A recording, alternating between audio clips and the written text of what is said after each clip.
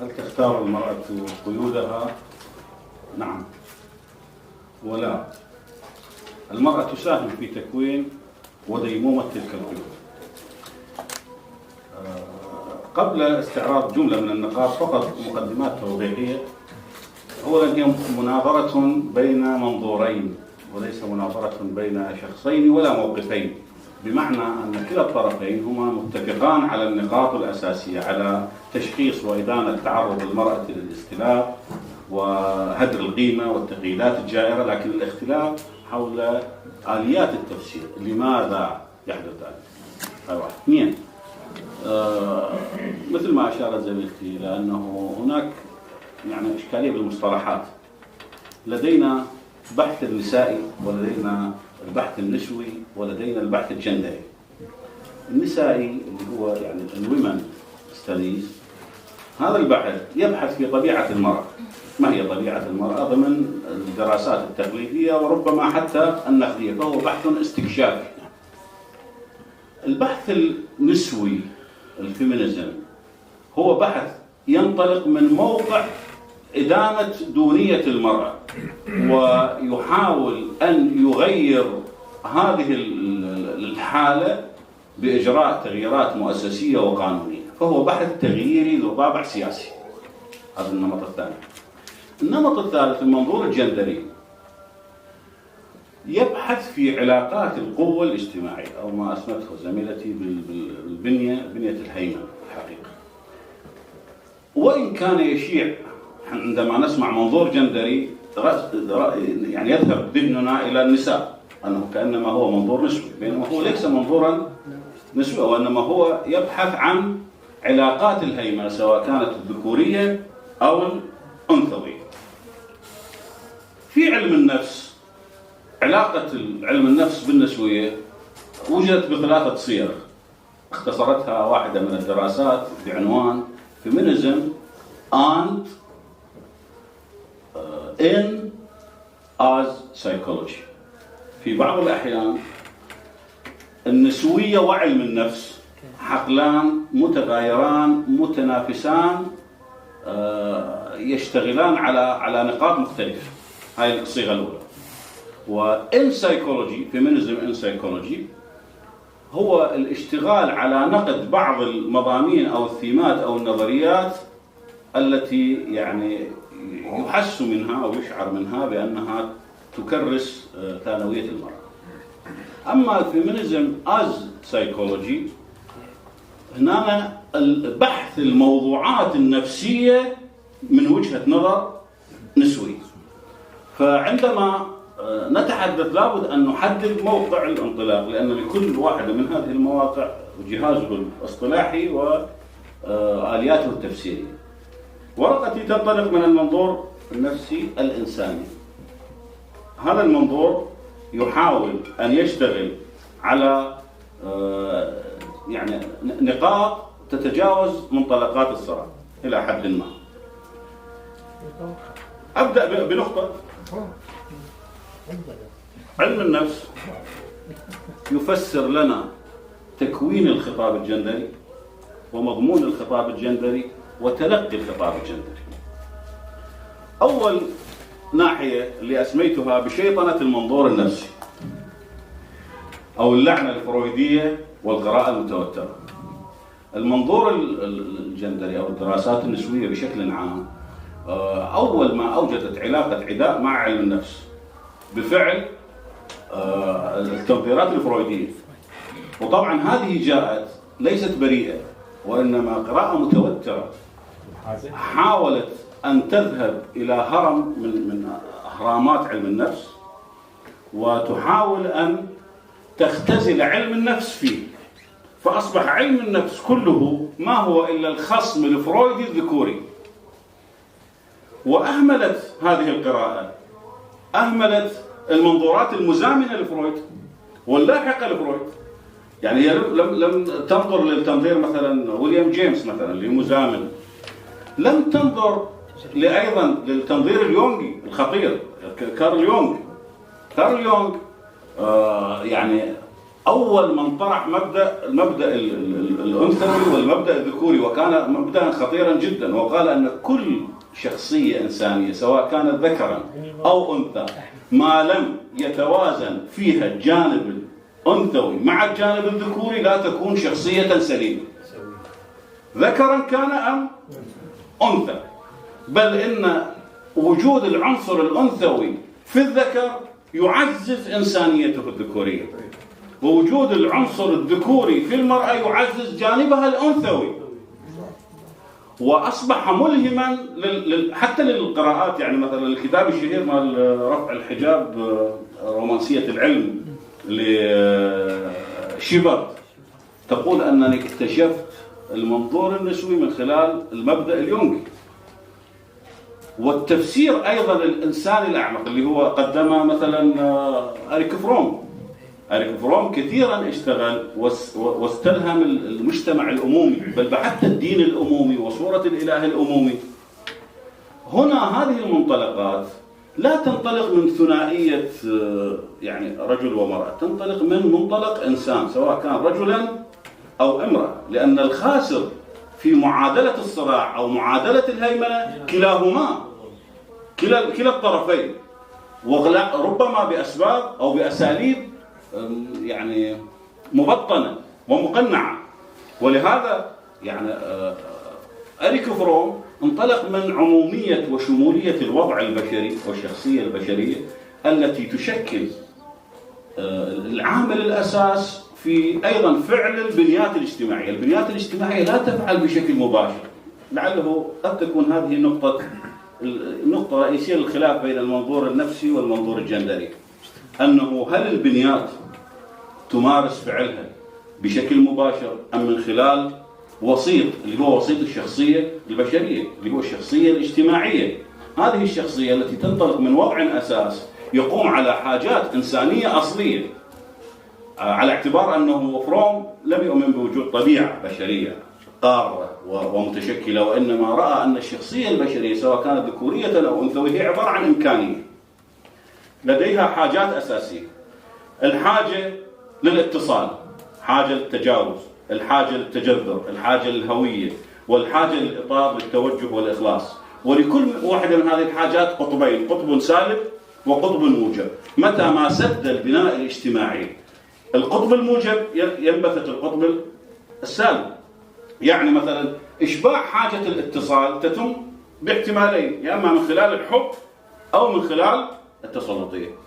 فإذا قيدنا الحب سنسمح للتسلطية بأن تنبثق عند الرجال وعند النساء. ولهذا التسلطية لديه ثنائية أيضا، هي هم ثنائية القطب، سادوم ماسوشية، يعني بها سادية ومازوخية.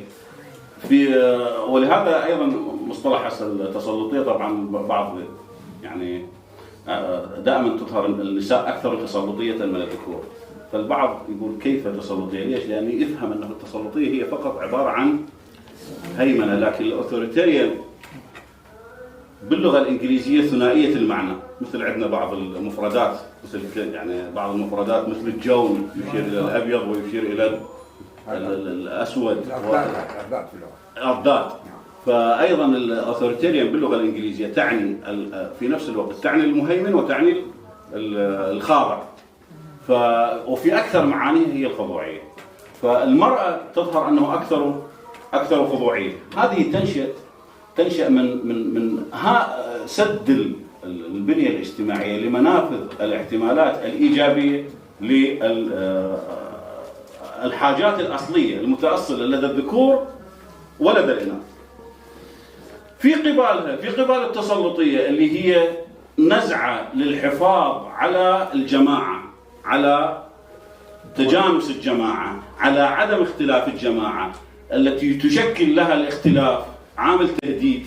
هناك منظور الهيمنة الاجتماعية، social domination orientation، توجه الهيمنة الاجتماعية الذي يحاول أن يؤسس لأساطير، يعني ميث، أساطير تطبعن علاقات التراتب وتجعلها عملية اعتيادية حقيقة. من خلال ممارسات مؤسسية، من خلال ممارسات فردية، من خلال عمليات مشتركة يتعاون فيها المعتدي مع الضحية. بالحقيقة عبارة عن عملية اشتراك تتواجد، لكن كل من التسلطية والهيمنة الاجتماعية هي عبارة عن عملية هوية اجتماعية، صراع هويات اجتماعية. التسلطية تحاول أن تحافظ على هوية معينة، والهيمنة الاجتماعية وجد بعض الباحثين أنها ذات بعدين في تأسيس الهيمنة الاجتماعية. البعد الأول اللي هو الاستجابات لمصلحة الجماعة البطريركية، يعني أنا أميل للهيمنة لأنها تؤمن مصلحتي، مصلحة جماعتي، ولهذا بعض الرجال يدعمون أو أغلب الرجال يدعمون الهيمنة. لماذا؟ لأنها تدعم هويتهم، هوية الجماعة البطريركية. إضافة إلى بعد آخر وهو ما ذكرته أيضا زميلتي، اللي هو تنميط الذات المجندرة.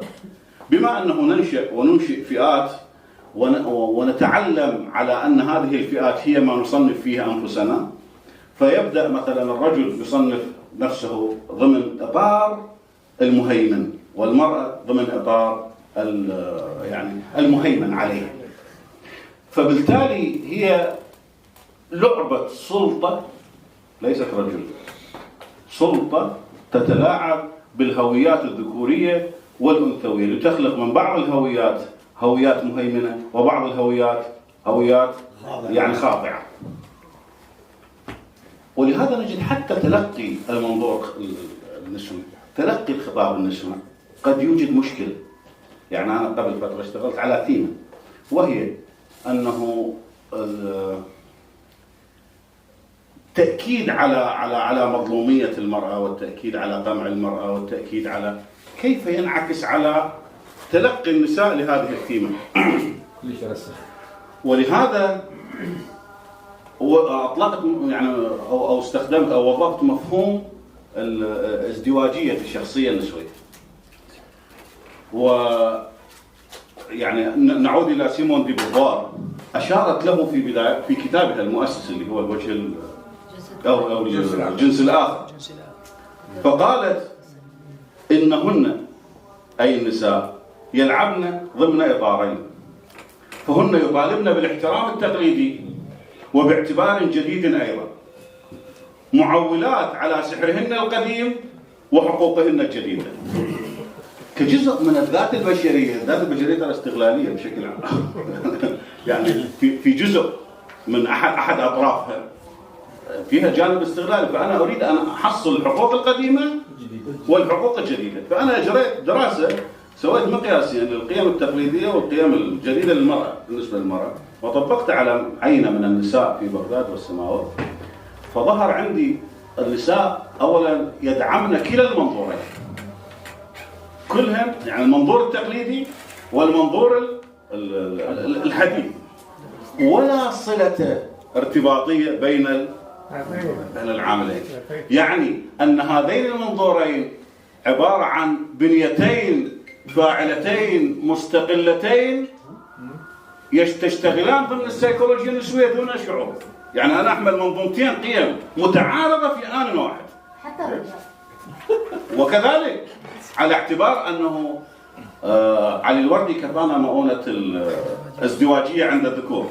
مشروع علي الوردي طبعا تعرفون هو مصطلح الازدواجية استعاره من ماكيافيلي، اللي هي مصطلح الثنائية الثقافية، من توجد نظامين قيمين نحاول نتمسك بكلاهما. علي الوردي كان منظور ذكوري، اشتغل فقط على الذكور، أمثلته دائما هي شنو؟ الذكور. أنا حاولت أن أمد القضية للجانب النسوي. هذه النتيجة، هذه الازدواجية ترجع إلى قضية تثبت الافتراض المبدئي اللي انطلقت منه في الدراسة، واللي هو يقول أن ضمن سياق التصادم بين رؤيتين ثقافيتين لطبيعة وهوية المرأة، اللي هي النظام التقليدي بخطاباته الاجتماعية والدينية، والنظام التحديثي بخطابه عن حقوق وخصوصية المرأة، أخذت المرأة العربية تعيش صراعا بين صورتين ووظيفتين تعبران عن منظومتين قيميتين متغايرتين، ولكل منهما إيجابياته وسلبياته المدركة، ولم تتمكن من حسم الجدل النفسي، مما ولد شخصية مزدوجة تحاول الإمساك بكلا التوجهين بحسب الرغبات والمواقف، فتفكر وتشعر وتتصرف بتقليدية محضة من جانب، وتفكر وتشعر وتتصرف بحداثية من جانب آخر، طبعا ضمن الديناميات النفسية. ولهذا نقول أنه تساهم، هي لا تخلق، وهي ليست بريئة في نفس الوقت، وإنما هي تساهم في إدامة البيئة. شكرا دكتور لؤي. مقاربة الدكتور لؤي كانت بالمقابل مع مقاربة الدكتورة أسماء، خاصة تركيزها على مفهوم التوازن ما بين العنصر النسوي والعنصر الذكوري. أيضا قضية الدبل ستاند، ازدواجية الشخصية. مع مقاربة الدكتورة أسماء هناك حتمية أن المجتمع يعمل على إنتاج امرأة خاضعة متقبلة، أن تكون آخر تقبل بمفاهيم الهيمنة والقمع والإتباع. مع دكتور لؤي هناك صراع عند المرأة بين التقليدي وبين الحديث. هنا نجد أن المقاربتين تقفان بالتقابل حول السؤال الأساسي: هل تختار المرأة قيودها؟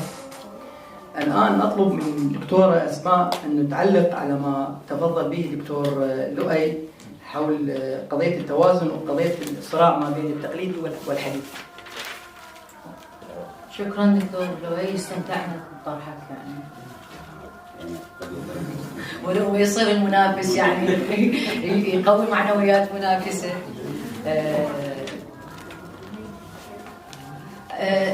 أعتقد يعني أنه مشكلة النسويات مع الطرح السيكولوجي أو مع السيكولوجيا ومحاولة التفسير هي مشكلة أو إشكالية الطبيعي والثقافي. يعني السيكولوجيا تحاول ترجع ما نسميه الخضوع، القمع، إلى خصائص طبيعية متأصلة في طبيعة الإنسان. يعني كل التناول حتى اللي ذكره دكتور لؤي حول يونغ، ويقول انه هاي تحيز ذكوري.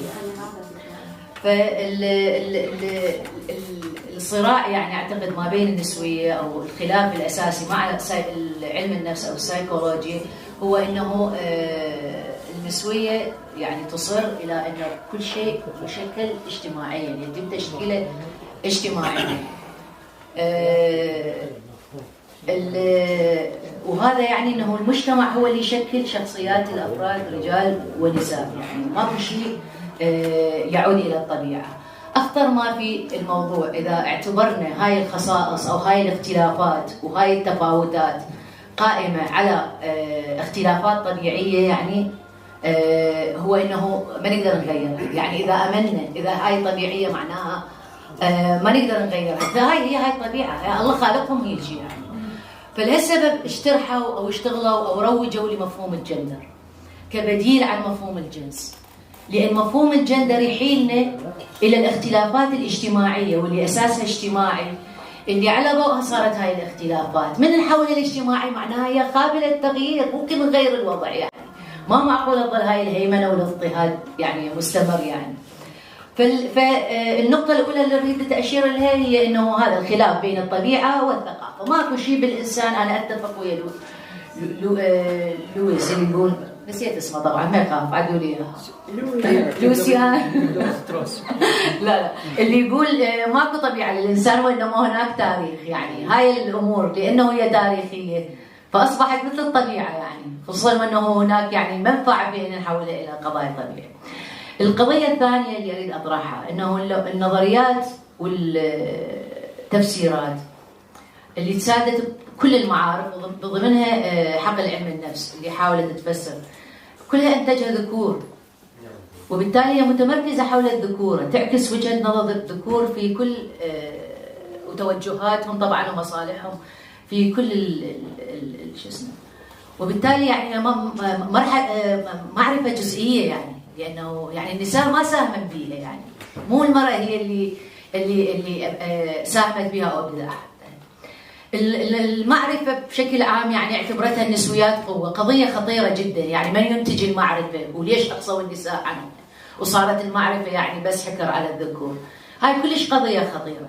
فاهتمت النساء وكان مشروعهن هو اعاده مراجعه هذه المعرفه.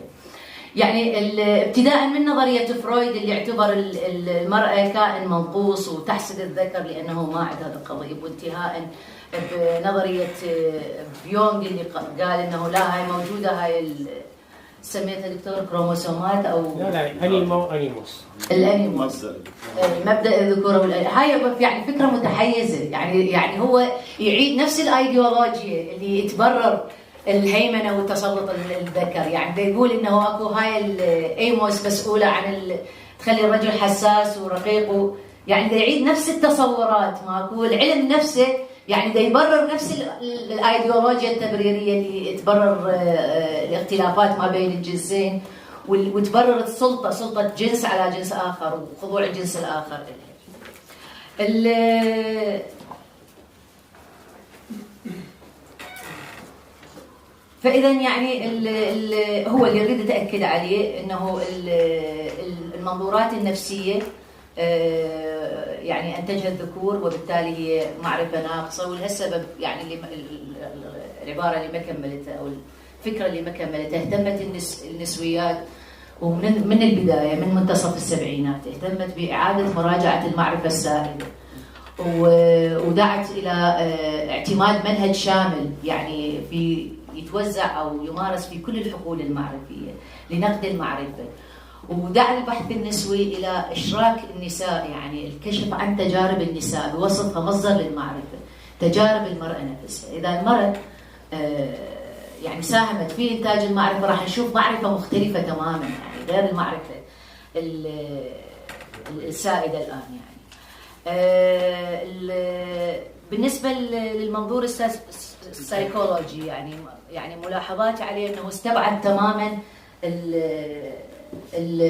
العوامل الاجتماعيه والقضايا الاجتماعيه مثل الثقافه واختزلها فقط في قضايا علم النفس او المفاهيم الاساسيه في علم النفس، فاستبعد عامل مهم في تشكيل هذه الهيمنه اللي خلينا نسميها او السلطه او غيرها، اللي هو العامل الاجتماعي. ايضا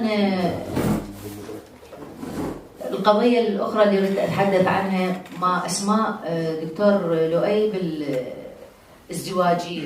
ازدواجيه المراه. طبقا للدراسه اللي حضرتك قدمتها انا ما اشوف اكو ازدواجيه، هي اقرب للانتهازيه بس مو ازدواجيه.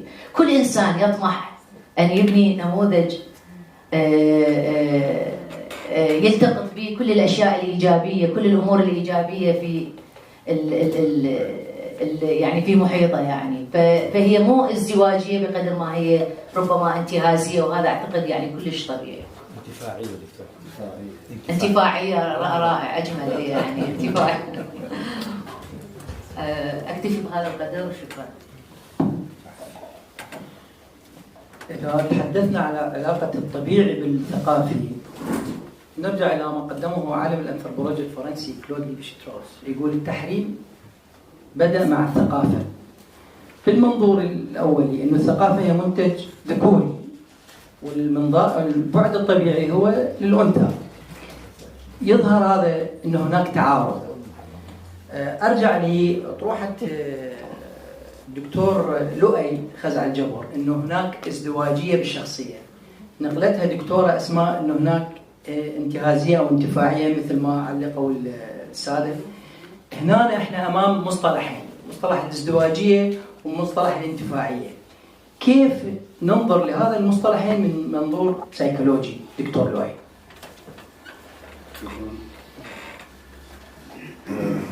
أولا ليس المنظور النفسي يستبعد العوامل الاجتماعية، أنا لم أقل هذا أبدا.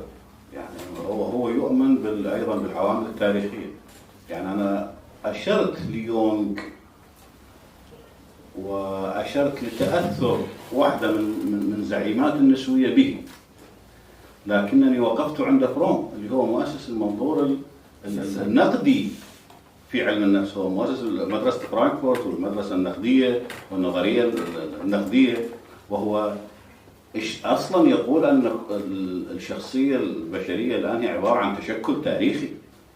عند البنيات الاقتصادية والاجتماعية تتوسطها الشخصية الاجتماعية لتبني الأفكار والمعتقدات والخطابات والمثل. أنا أرجع أنه أقول أنه المنظور الجندري يؤكد ما قلته عن المنظور الجندري. اختزل علم النفس بالخصم الفرويد الديكوري.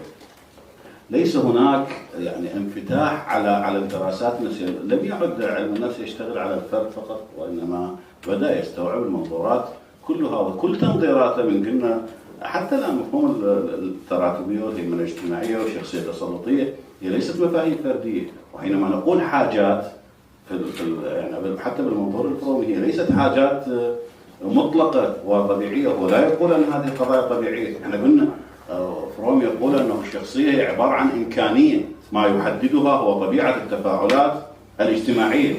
لكن أنا ما أردت أن أؤكد عليه النقطة الثانية، أنني في بعض الأحيان المنظور الجندري قد يوجد تطرفا مضادا، قد يوجد التركيز عليه يوجد تطرفا مضادا بحيث يخفي بذاته إيديولوجيا إقصائية.